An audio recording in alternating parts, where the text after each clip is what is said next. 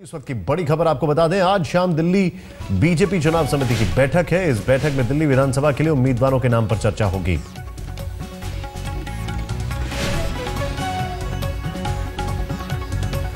अभी तक पार्टी ने अपनी लिस्ट फाइनल नहीं की है और अभी तक यह भी साफ नहीं हो पाया है कि कौन सा उम्मीदवार कहां से चुनाव लड़ेगा। और सबसे बड़ी बात यह भी साफ नहीं हो पाया है कि अरविंद केजरीवाल के खिलाफ कौन चुनाव लड़ेगा नई दिल्ली से।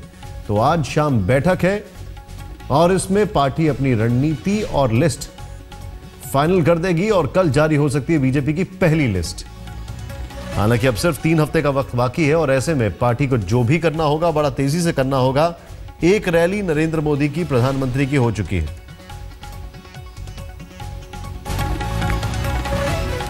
सीधे चलते कपिल शर्मा इस वक्त हमारे साथ मौजूद है। कपिल, क्या खबर आ रही है?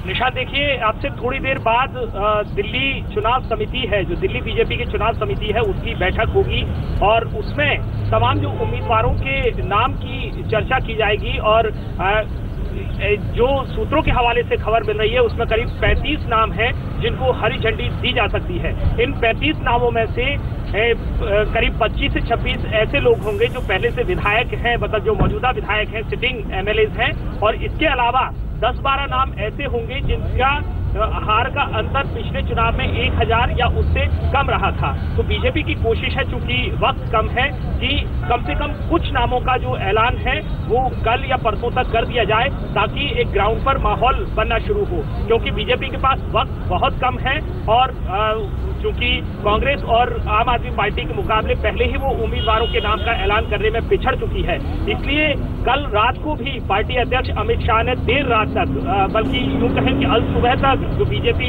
दिल्ली के नेता हैं उनकी एक बैठक ली है। करीब 3 बजे तक ये मीटिंग चली है। उसमें तमाम रणनीतियों पर चर्चा हुई है। उम्मीदवारों के साथ ही प्रधानमंत्री नरेंद्र मोदी की रैली कहां और किस तरह से होनी है, कितनी रैली होनी है, इन सबकी भी चर्चा की गई है। मैं आपसे एक चीज जानना चाहूंगा। देखिए, आप जो बता रहे हैं, जो जानकारी आ रही है वो ये है कि पार्टी अध्यक्ष, ऐसे सूत्रों से खबर है, पार्टी अध्यक्ष अमित शाह की करीब 150 लोगों की एक टीम है जो कि बूथ लेवल तक पर मॉनिटरिंग करेगी इलेक्शन मैनेजमेंट को लेकर। क्या पार्टी के अंदर इस चीज का एहसास है कि उनको अपनी स्ट्रैटेजी प्लानिंग, कैंपेनिंग या टिकटों का वितरण सब में थोड़ी देरी हो गई है? बिल्कुल, पार्टी के भीतर इस बात की चर्चा जरूर है कि उम्मीदवारों के चयन में देरी हुई है। हालांकि जिस तरह से आपने भी बताया, और ये खबर पूरी तरह से पुख्ता है कि 162 लोगों की टीम है जो अमित शाह ने इसके पहले ही बना दी थी। और साथ ही एक पन्ना प्रमुख करके एक जो स्कीम है, एक योजना है, वो बीजेपी ने शुरू की थी, जिसमें वोटर लिस्ट के हर पेज का एक जो इंचार्ज है वो बनाया गया है और उन सबकी मीटिंग की जा रही है। और साथ ही अमित शाह खुद इस पूरी योजना की मॉनिटरिंग कर रहे हैं। और इसमें यह है कि बूथ लेवल तक जाकर के हर जो पेज है वोटर लिस्ट का, उसका जो इंचार्ज है, उस पेज पर जितने भी लोग हैं उन सबसे लाइव कांटेक्ट किया जाए। तो बूथ लेवल और बूथ मैनेजमेंट का जो तरीका है वो बीजेपी इस पर बहुत पहले से काम कर रही है। लेकिन पार्टी में इस बात की भी चर्चा है कि उम्मीदवारों के चयन में काफी देरी हुई है। कपिल, बहुत शुक्रिया जानकारी के लिए आपका।